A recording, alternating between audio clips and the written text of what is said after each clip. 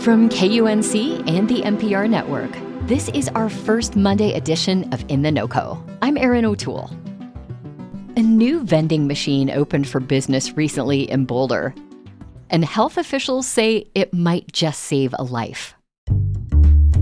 Instead of snacks or soda, customers who visit the machine can grab safe containers for needles, or drug testing strips, or condoms, and the items are all free.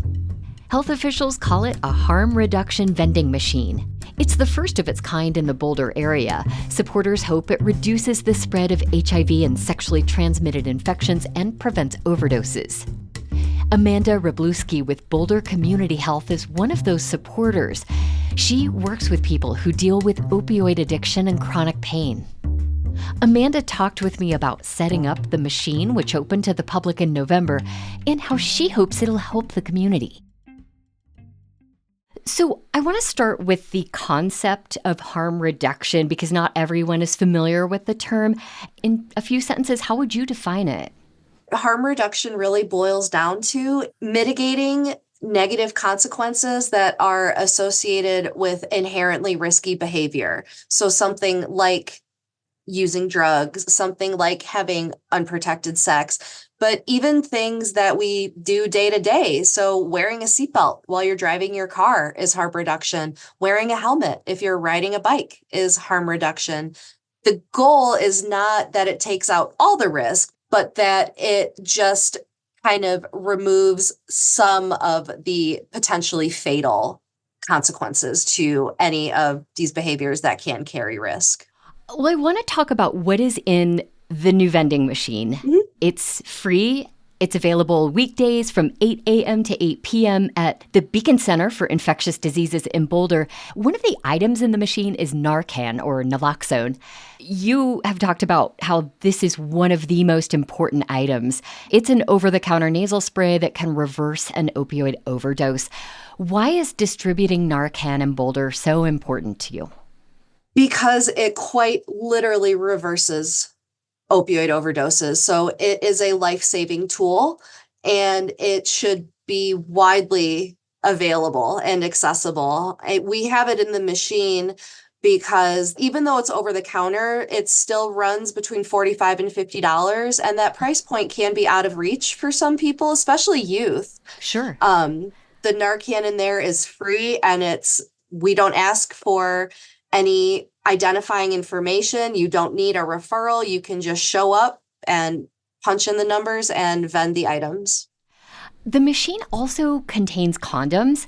I'm wondering how you weigh using the machine to encourage safer intravenous drug use versus other potentially risky activities like intercourse. Yeah, and you hit it on the head. So there's a good chance that if people are engaging in one kind of risky behavior, they may also be engaging in another kind of risky behavior, which is unprotected sex, sex with multiple partners, or certainly if people are using drugs, there exists the possibility that they may be in some kind of exchange relationship, exchanging sex for drugs or money. So we've seen that those, handing out those kinds of items, making those kinds of items available really do have an impact on stopping the spread of HIV and other STIs. One other interesting item that's offered in the harm reduction vending machine are gun locks. How do gun locks fit into your goals for the machine? The machine is a collaboration between a couple of our community partners and the hospital. So Clinica Family Health, which was previously Mental Health Partners, and the Boulder Rotary. The gun locks were I think it was maybe the only caveat that the Rotary had, because one of their big campaigns is gun safety. And if we're thinking about it, again, in terms of harm reduction, less access to lethal means is going to save lives. There are people who oppose measures like giving clean needles to intravenous drug users, for example, or people who don't want testing strips available, or people who simply don't want a harm reduction vending machine in their neighborhood. I'm curious what kind of conversations you have with people who oppose these ideas. Quite honestly, I've run into very minimal pushback. I can certainly understand how those conclusions are drawn. One of the big misconceptions is exactly what you said, that things like this, like handing out clean syringes, giving people Narcan, giving people drug testing strips, is going to then encourage them to engage in risk-taking behavior. When the fact of the matter is, people are engaging in those behaviors already. And these items are reducing the negative consequences that are often associated with those behaviors.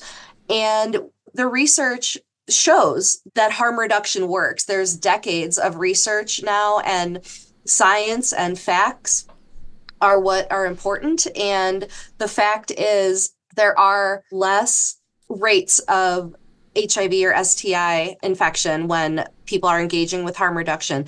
There are less fatal overdoses, and people that are connected to harm reduction agencies are exponentially more likely to go to substance use disorder treatment or seek some kind of professional help if that is their goal. So in a way, this vending machine could be a first step toward getting someone into a deeper level of treatment if they want. That's our hope. Yeah. There's a lot of goodwill that can be created between a healthcare system and people who are active in their substance use, because there's inherently a lot of distrust there.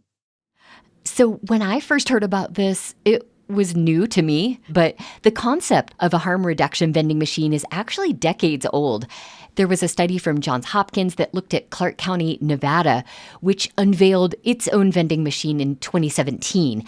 In the year that followed, that county saw overdose deaths drop by 15%. Amanda, thinking ahead a year or two, what do you think success looks like for Boulder County's vending machine?